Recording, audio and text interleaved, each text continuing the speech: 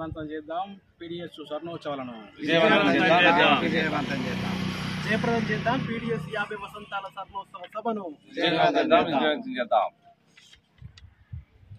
మిత్రులారా, పీడిఎస్యు ఏర్పడి అక్టోబర్ 12, 13వ తేదీ వరకు 50 సంవత్సరాలు కావస్తున్నటువంటి సందర్భంగా పీడిఎస్యు స్వర్ణోత్సవ సభలను ఈ నెల 30 రాజీవ్ ఠాకూర్ ఆడిటోరియంలో 50 వసంతాల స్వర్ణోత్సవ సభల్ని ఏర్పాటు చేయబోతుంది.